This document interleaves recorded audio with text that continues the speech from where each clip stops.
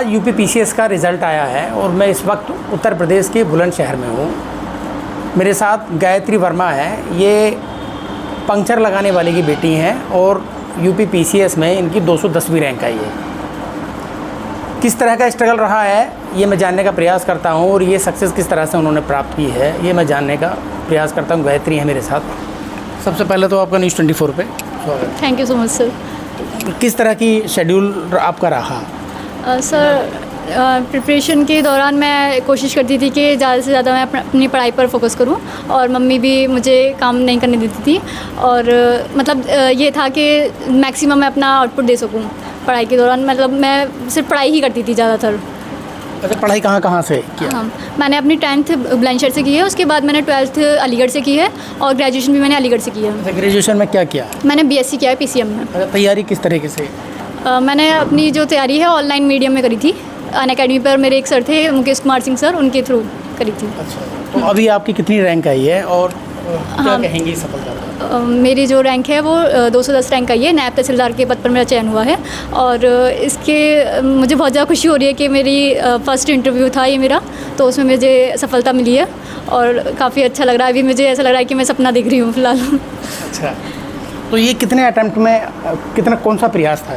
ये मेरा तीसरा प्रयास था और दूसरा मेंस था और पहला इंटरव्यू था। अच्छा, पहले प्रयास में क्या हुआ था? पहले प्रयास में मेरा प्री नहीं हो पाया था, 3 नंबर से रह गया था।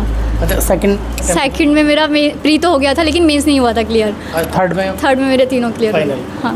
अच्छा, पिताजी क्या करते हैं? पिताजी की पिंचर की दुकान है और चाय भी की भी दुकान है उनकी। अच्छा, एक साथ चलाते हैं दोनों? हाँ, दोनों चीज़ें एक साथ। अच्छा, उनके मेहनत को, उनके स्ट्रगल को आप किस रूप में देखना चाहती हैं अपने कैरियर?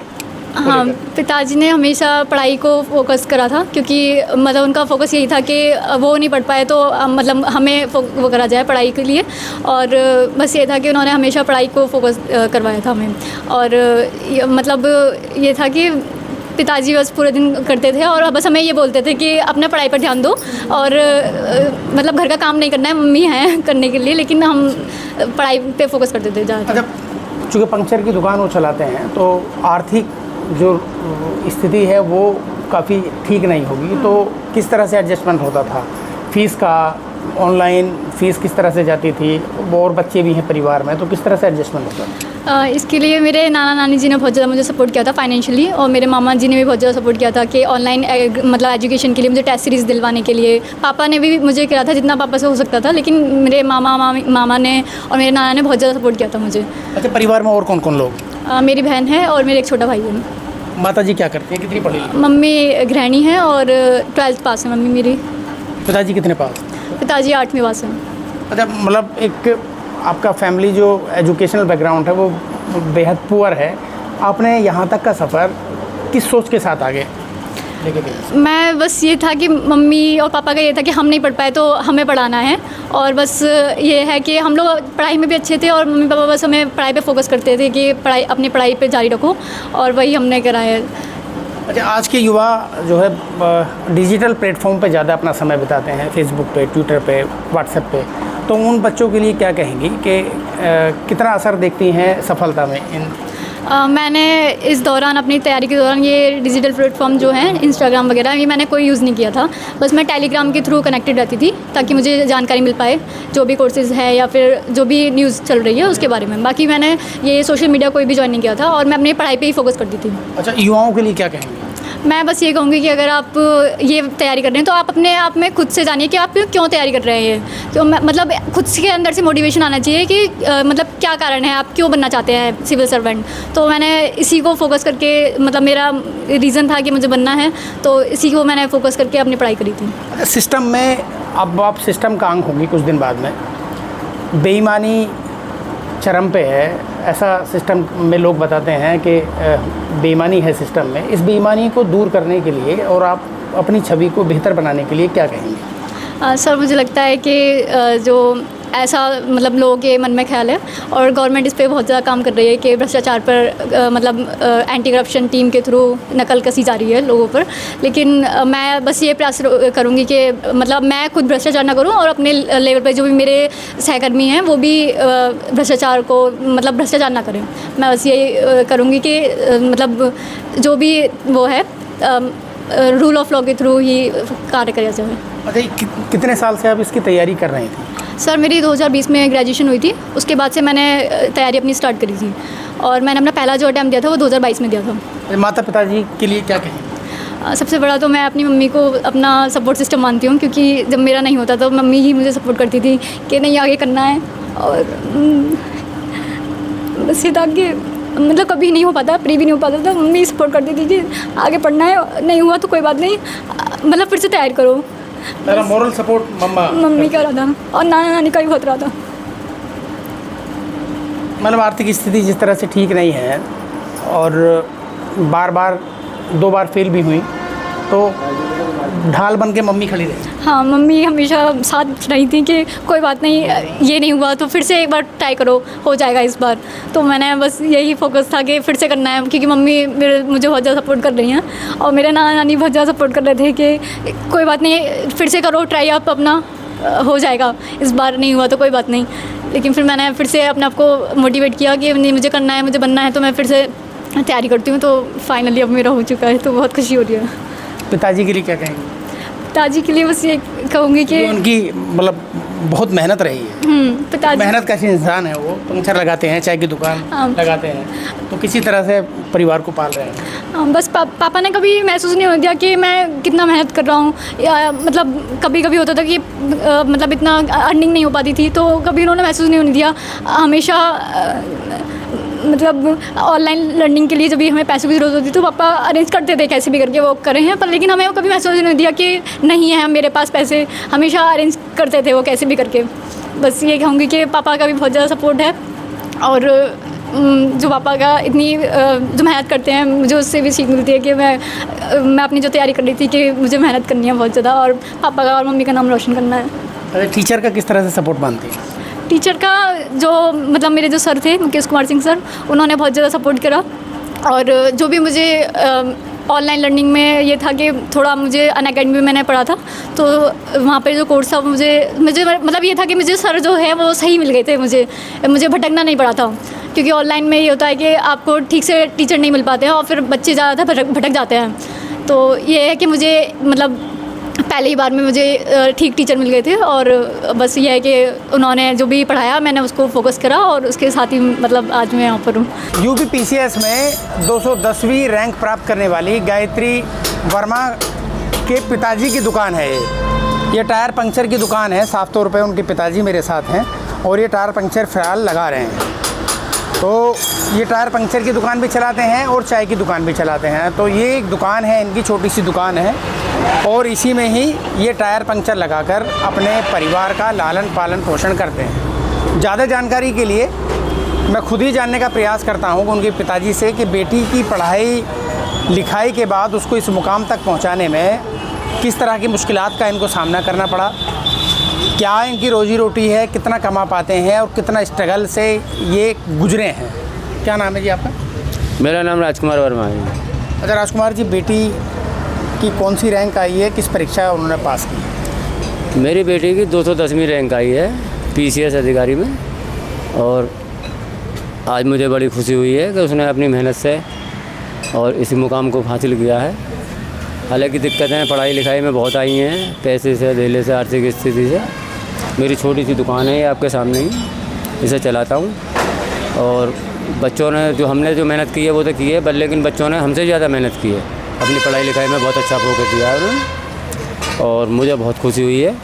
और मैं औरों से बच्चों से भी ये कहना चाहता हूँ कि मोबाइल वगैरह ना चला करके अपने पढ़ाई पे फोकस दें, क्योंकि माता पिता बहुत मेहनत करते हैं अपने बच्चों को पढ़ाने के लिए। अच्छा, पंक्चर की जिस प्रकार आप दुकान चलाते हैं, छोटी सी चाय की दुकान भी इसी पंक्चर की दुकान में है, तो कितने पैसे की व्यवस्था आप जुटा पाते हैं और कभी कभी समस्या पैसे को लेकर के क्या बेटी की पढ़ाई लिखाई में आई और अगर आई तो उसको किस तरह से आप लोगों ने दूर किया? बस ऐसे हैंडल करा है, कभी 500-700 भी कमा लेते हैं, कभी 200-250 भी ले जाते हैं। उसी हिसाब को देखते हुए अपने कल ही मैंने थोड़ा बहुत जैसा भी कराया।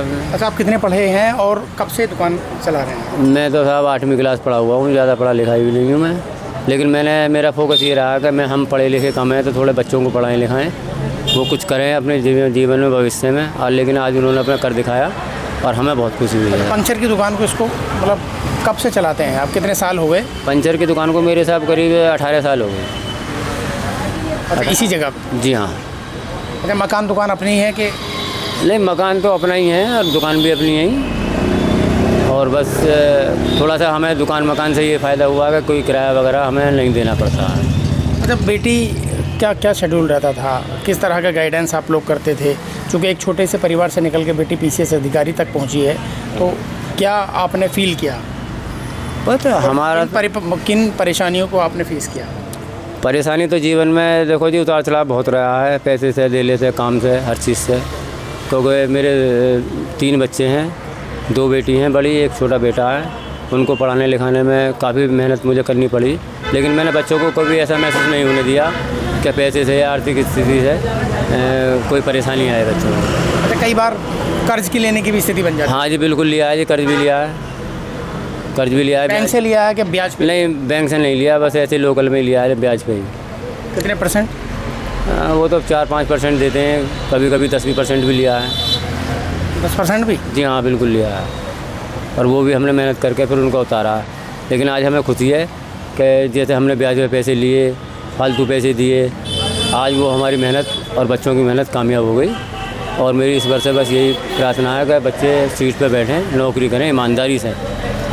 तो बेटी को किस तरह की शिक्षा आप देना चाहेंगे, क्योंकि अब सरकारी सेवा में जा रही है, कई सारी दिक्कतें हैं सरकारी सिस्टम में, करप्शन है। आप जैसे एक समस्या तो यही थी कि 10% पर ब्याज का पैसा आपने लिया, तो ऐसे लोगों के बारे में किस तरह की नकील कसी जानी चाहिए, बेटी को किस तरह से बताएंगे आप? बस मेरा बेटी से यही है कि जिस काम के लिए सरकार ने आपको सीट दी है बैठने के लिए, तो उस सीट पे बैठें और ईमानदारी से अपना काम करें, रिश्वत बिल्कुल ना लें, और जो कोई ले रहा है उसके खिलाफ़ भी खड़े हों, रिश्वत ना लें, और जो आपका जो काम है उस काम को अपने बिल्कुल ईमानदारी से करें।